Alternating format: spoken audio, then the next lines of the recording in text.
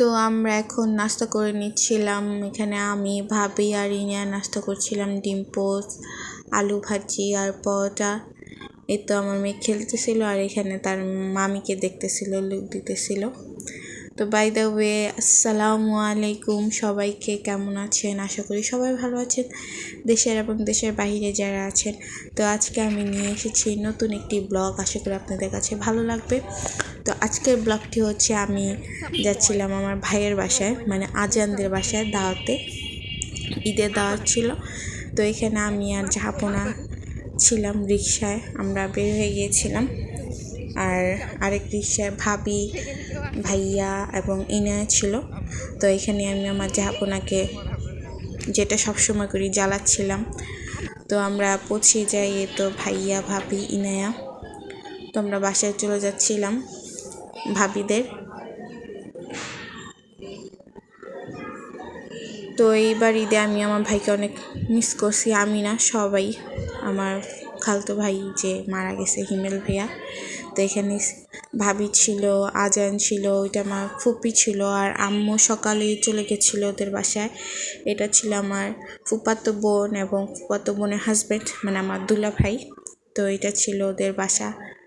আর সেদিন অনেক গরম ছিল, মারাত্মক লেভেলের গরম ছিল।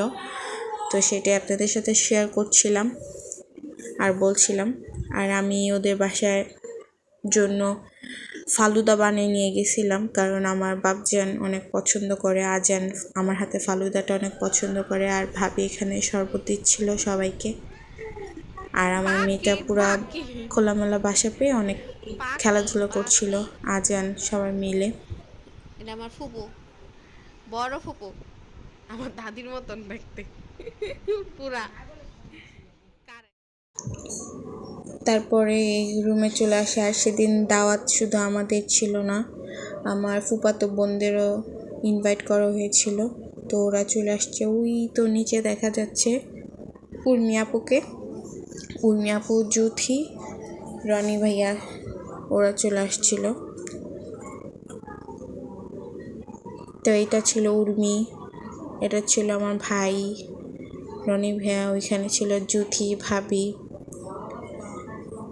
তারপরে আমরা খাওয়া দাওয়া করতে বসে পড়ি, মানে আগে ছেলেরা খাই, দেন তারপরে মেয়েরা। এখানে গরুর মাংস ছিল, চিংড়ি মাছ ছিল, চিকেন ছিল, তারপরে হচ্ছে ইলিশ মাছ ছিল, তারপর হচ্ছে সালাদ আর খিচুড়ি রান্না করা হয়েছিল। আর সব কিছু অনেক ইয়াম্মি হয়েছিল, আর সব কিছু ভাবি রান্না করেছে। দেন আমরা এখানে সবাই মিলে আড্ডা দিচ্ছিলাম। আর সেদিন গরম পড়ছিল, বুঝাই যাচ্ছে যা আপনার, আমরা সবাই একসাথে বসে আড্ডা দিচ্ছি। এখানে ইনা নাচতেছিল, ও গান শুনলেই হয়েছে, ও আর ওর ভাই নাচানাচি শুরু করে দেয়।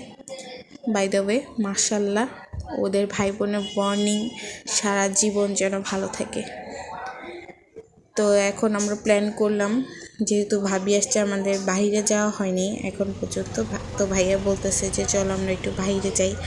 তো ভাবি, আমি, আজান, জাহাপনা, ইনায়া মিলে একটু তালতলার দিকে গেলাম হালকা পাতলা কিছু খাওয়ার জন্য। আপুদেরকে বলা হয়েছিল, আপুরা আসে নাই। উর্মি আপু, রনি ভাই থেকে বললাম, কারণ ওরা কালকে, মানে এই ভিডিওটা যেদিন করেছে এর পরের দিন ওনার নারায়ণগঞ্জ যায় আমার ফুপিকে দেখতে, এই জন্য ওরা আমাদের সাথে আজকে বের হয়নি।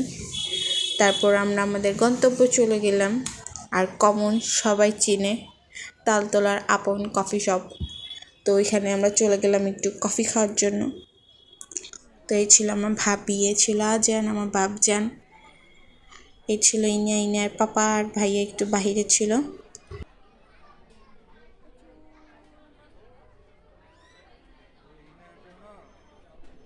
কফি অর্ডার করলাম, যাই হোক।